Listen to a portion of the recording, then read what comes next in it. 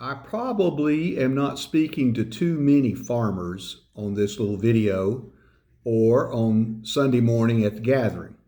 There are some. I have a dear friend who farms and he's a pro. I have some friends in church life and in my background who work the land and who are expert both at growing food and plants professionally, or they just have a knack for it. They can make something grow with that gardener's touch that we talk about, some people have. I don't have that. Sunday, we're going to talk about the parable of the sower. And it is certainly a parable about listening to the gospel. No question about it, that we have to have the kinds of ears that will hear. Where seed can grow in us, we allow our minds and our hearing to be fertile. But there's other messages in that parable. There is a sower. God is the ultimate sower. But as we follow along and follow Christ, we learn that we are supposed to sow seed as well. And so that's the part I probably will touch on the most on Sunday morning, about what it's like for us to cast seed, sometimes in barren places, sometimes in rocky places, sometimes when it seems wasteful. What's that like? I preached a sermon on the sower years ago. Wasn't this sermon, and I hate to tell you, you're probably glad it wasn't. But at the end of that sermon, as a young man, I had a lady come to me who was dear to me, and she made a confession. She said, "Preacher, I hate that parable. I don't get it. I don't relate to it. I don't like it. I grew up in the Depression.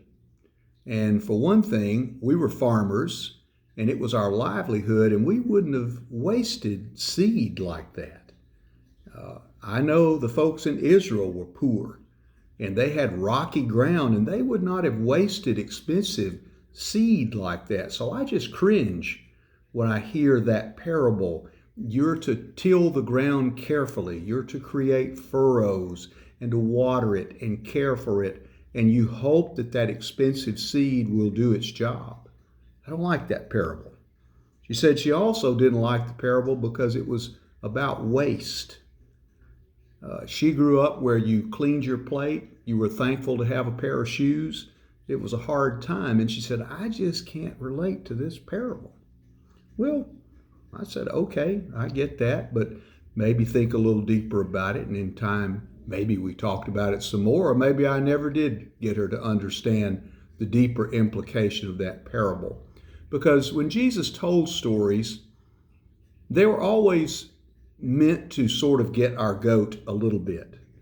We are to think about them. They are sometimes cartoonish, but they are most times parables that we can see ourselves in, see good, see evil, see God, see people who won't respond to God. And so we are to look at the characters in the parable and perhaps not take the story so literally as we ask ourselves, what is Jesus trying to say to us in this parable? So Sunday, we'll talk a little bit about what Jesus was getting at when he had this picture of this really, if I might say, dumb farmer. Now, God is not dumb, so I hope I'm not struck down by that thought. But when the people who heard the parable, and even hear it today, picture the farmer, he is not the sharpest tool in the shed. He is throwing seed on I-65. He's throwing seed in the middle of Sandestin. He's throwing seed in all kinds of weed and snaky lots. He's just throwing seed everywhere. Hooray, hooray. Let's see if something will come up. That's an odd way to farm. And it's like my friend who did not like the parable much. It's hard for us to understand what is God trying to say to us. We live in a world that really needs the seed of the gospel.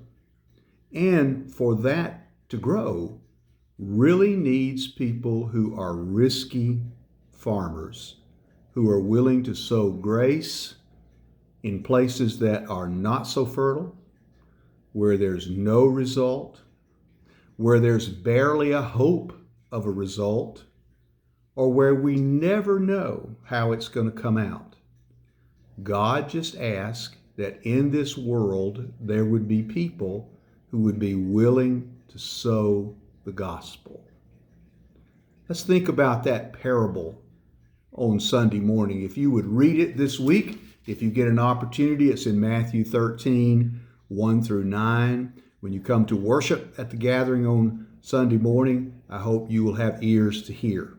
If you can't join us in person, you can always check the website for the sermon. And thank you for listening to this little snippet. I hope you have a good week.